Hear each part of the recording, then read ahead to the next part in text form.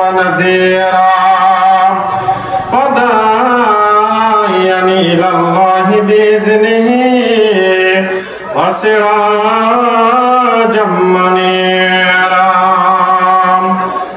فقد قال الله تبارك وتعالى في كلامه المجيد والفرقانه الحميد: أحسب الناس أن يقولوا آمنا وهم لا يفتنون. قال النبي صلى الله عليه وسلم: التاجر الصدوق الأمين مع النبيين والصديقين والشهداء والصالحين إن الله وملائكته يصلون على النبي يا أيها الذين آمنوا صلوا عليه وسلموا تسليما. اللهم صل على سيدنا مولانا محمد وعلى آل سيدنا شفيعنا محمد যেমন তুমি দিলে জমিন দিয়েছো আসমান, সুখের সমাজ গড়তে দিলে তেমনি কোরআন তোমার দয়া পরাণ মায়া পরাণ। আল্লাহুম্মা সাল্লি আলা সাইয়্যিদিনা মাওলানা মুহাম্মদ ওয়া আলা আলি সাইয়্যিদিনা শফিঈনা মুহাম্মদ। আলহামদুলিল্লাহ। মুআজ্জাজ মুহতারাম, আজকের মাহফিলের সম্মানিত সভাপতি, প্রধান আলোচক, বিশেষ আলোচক, বিশেষ করে কিছুক্ষণ আগে আলোচনা করলেন আমার প্রাণপ্রিয় বাবাজি, আমার শ্রদ্ধেয় জামাই হাফেজ হযরত মাওলানা আরিফুর রহমান। এরপরে আমার পরে কিছুক্ষণের মধ্যেই কথা বলবেন হযরত মাওলানা আশরাফুল আলম বারকাতি। আল্লাহ পাক সকলের আলোচনাকে কবুল আর মঞ্জুর করে না আমিন।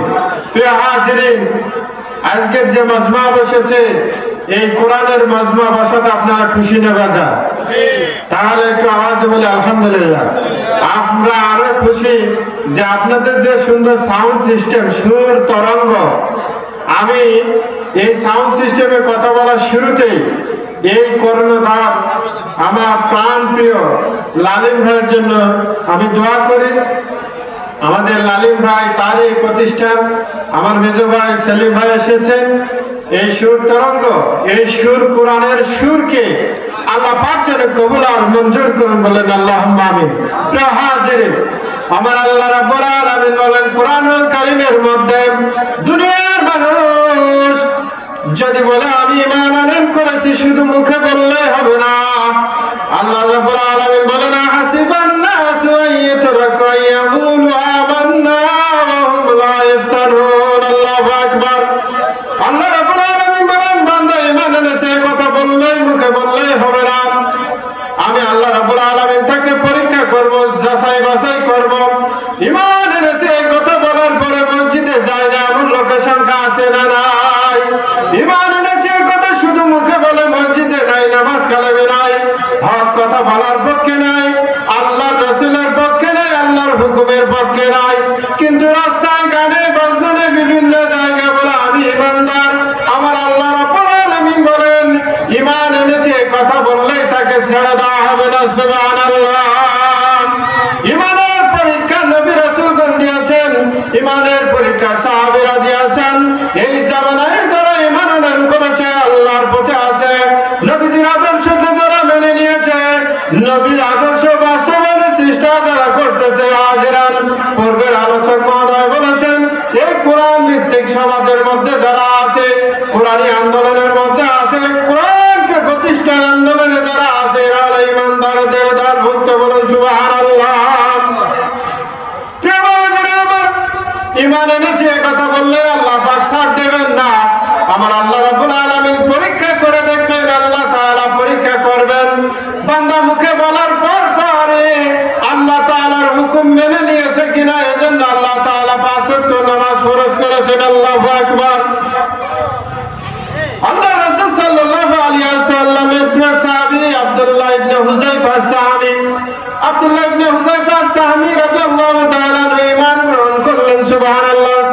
আল্লাহর নবীজি বললেন, হুযায়ফা তুমি ঈমান আনয়ন করেছো, তুমি সত্যের সাক্ষ্য দিচ্ছ, সত্যের পক্ষে আছো, কোরআনের পক্ষে আছো, নবীর পক্ষে আছো, আহলে সুন্নাত ওয়াল জামাতের পক্ষে আছো, আহলে হকের পক্ষে আছো। এই পরীক্ষা তোমাকে দেওয়া লাগবে। আল্লাহু আকবার।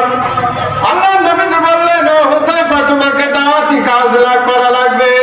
কিসরার বাদশা কায়সার তৎকালীন সময়ে বড় বাদশা ছিল, ইসলাম বিদ্বেষী ছিল, ইসলাম বিরোধী কাজকর্ম করত। আব্দুল্লাহ ইবনে হুযায়ফা সাহাবী রাদিয়াল্লাহু তাআলা আনহুকে আল্লাহ রাসূল সাল্লাল্লাহু আলাইহি ওয়াসাল্লাম একটা দাওয়াতনামা লিখে দিলেন। সুবহানাল্লাহ।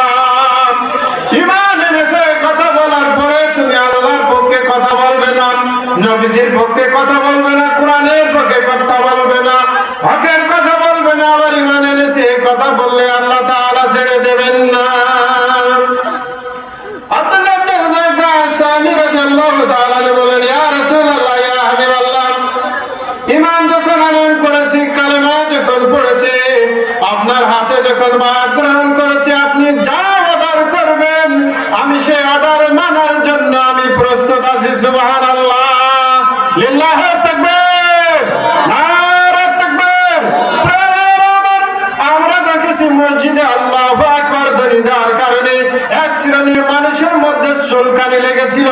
তারা বলতেছে আল্লাহু আকবার বলে কিনা, তুমি আল্লাহর কথা বলতে দেবে না, আল্লাহর কথা মানতে দেবে না, আবার দাবি করে ঈমানদার। আব্দুল্লাহ ইবনে হুযায়ফা সাহাবী রাদিয়াল্লাহু তাআলা বলেন, ইয়া রাসূলুল্লাহ, ইয়া হাবিবাল্লাহ, হুযায়ফা রেডি আছে, আপনি অর্ডার করেন, আপনার অর্ডার অনুযায়ী আমি কাজ করার জন্য তৈরি আছি। সুবহানাল্লাহ। নবীজি পাক সাল্লাল্লাহু আলাইহি ওয়াসাল্লাম বললেন, হুযায়ফা একখানা চিঠি তোমার হাতে দিয়ে দিলাম, কিসরার বাদশা, সরাসরি কায়সারের হাতে তুমি এই দাওয়াত পত্র দিয়ে দাও। এই দাওয়াত পত্রটা ছিল শুধুমাত্র কেবলমাত্র জমিনের মালিককে। জমিনের মালিক যিনি, আসমানের মালিক যিনি, সে আল্লাহর পক্ষে, আল্লাহ তাআলার পক্ষ থেকে তাওহীদের বাণী এসেছে। আশহাদু আল্লা ইলাহা ইল্লাল্লাহ ওয়া আন্না মুহাম্মাদান আবদুহু ওয়া রাসূলুহু সাল্লাল্লাহু আলাইহি ওয়াসাল্লাম। নবীজি বললেন, কায়সারের কাছে চিঠিখানা পাঠিয়ে দাও, কি চিঠিখানা পৌঁছে দাও। আব্দুল্লাহ ইবনে হুযায়ফা সাহাবী রাদিয়াল্লাহু তাআলা আনহু চিঠিখানা বুকে নিলেন, মুখে নিলেন, চুমু খালেন। আরে আমার কত বড় ভাগ্য, আমার জীবন ধন্য হয়ে গেছে। নবীজি পাক সাল্লাল্লাহু আলাইহি ওয়াসাল্লাম কালেমার দাওয়াত দেওয়ার জন্য নবীজির লেখা চিঠিখানা আমার ভাগ্য নসিব হয়েছে। সুবহানাল্লাহ। সংক্ষিপ্ত আলোচনা ওলামায়ে কেরাম করে এসেছেন, তারা কথা বলবেন, আমি সংক্ষিপ্ত আকারে বলতেছি। কিসরার বাদশা কায়সারের দরবারে পৌঁছানোর আগে তার নিরাপত্তা রক্ষীরা যারা রয়েছে, এনএসআই রয়েছে, ডিএসপি রয়েছে, আইন শৃঙ্খলা বাহিনী রয়েছে, তারা তাকে ঢুকতে দেয় না। আব্দুল্লাহ ইবনে হুযায়ফা সাহাবী বললেন, আল্লাহর নবীজি সাল্লাল্লাহু আলাইহি ওয়াসাল্লাম আমাকে পাঠিয়েছেন, বাচ্চার কাছে পাঠিয়েছেন, বাচ্চার সাথে আমার কথা আছে, বাচ্চাকে জানিয়ে দাও আমি এসেছি। সুবহানাল্লাহ।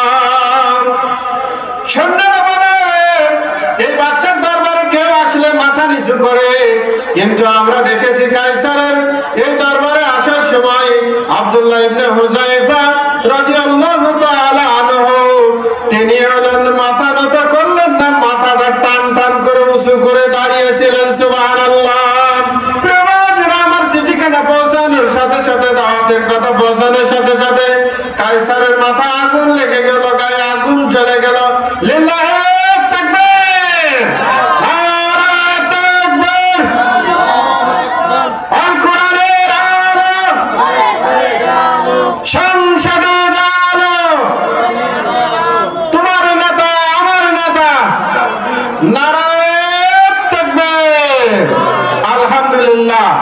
পরবর্তী আলোচনা পরবর্তী বক্তারা আসবেন, আলোচনা করবেন।